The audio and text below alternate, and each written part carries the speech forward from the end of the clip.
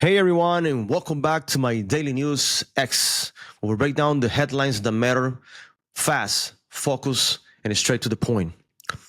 Well, I'm your host Kramer, and today we're diving into one of the biggest political battles unfolding in Washington right now as we speak. The Trump administration's plan to shut down or defund what it calls democratic programs.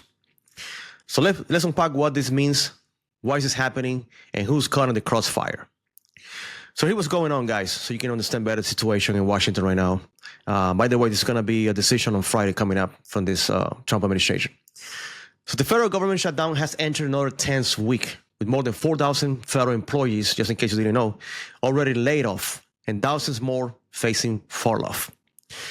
President Trump and his administration say they're doing this to save money and reduce what they call partisan waste, which are programs backed heavily by Democrats, and they argue basically that they don't serve the broader public interest any longer.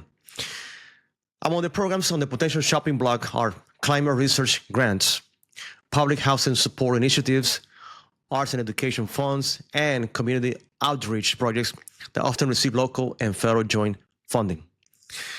Some reports even suggest that a few of these programs could be permanently cut. I repeat, permanently cut. Budget negotiations fail in the next few weeks. Now, why is this happening? Well, according to the Trump administration, this move is all about budget and discipline, an effort to cut federal spending and redirect money towards infrastructure, defense, and border security. Officials argue that the government can't keep up funding what they describe as political bias or non-essential projects while facing a massive deficit. But critics say that's just a political spin. Democrats are accusing the White House of weaponizing the shutdown to silence programs that primarily benefit low-income families, educators, and environmental research, calling it a partisan purge. So the question is, who will be impacted if these programs really go dark? Well, the short answer, guys, is very low-income people, unfortunately. That's the bottom line. So public housing tenants could lose rent assistance. Community centers may shut their doors, and thousands of nonprofit jobs funded by these programs could vanish forever.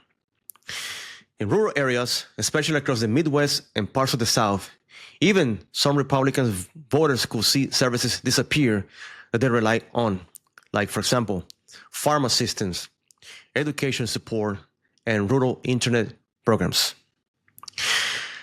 Now, I want to talk about what the Democrats and Republicans they can reach to an agreement, and because this has been going on back and forward already for 2 weeks, and it feels like it's a fight between dogs and cats. It's a bunch of chickens running around. They don't get into a decision, and the ones that are getting affected is the public. So it's a mix of ideology, basically, politics and power. Republicans are pushing for a leaner government and spending cuts, while the Democrats insist that the shutdown is hurting working families and undermining essential services. Both sides are digging in, and neither wants to appear weak heading into the New Year's elections. Negotiations on Capitol Hill have been tense, and multiple sources report that the shutdown could last several more weeks. I believe this shutdown is going to be a little bit longer. It's going to be a little bit longer, more than 2019. I think 2019 was like about 30 or 35 days, I think. Possibly stretching into November if no compromise is reached very soon.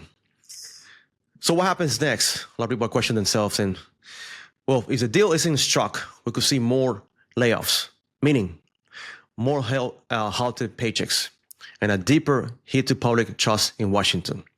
Also, keep in mind that our military are not getting paid, which I think is a big, big problem. Some programs also may be restored once the shutdown ends, but others could disappear either for good or bad. So changing how federal support reaches communities for years to come. All right, guys, well, that's all for today. So on my episode of my Daily News X, please stay tuned, stay informed, and please remember, behind every headline, there's a story that affects all of us. Thank you for coming, and have yourself a great day.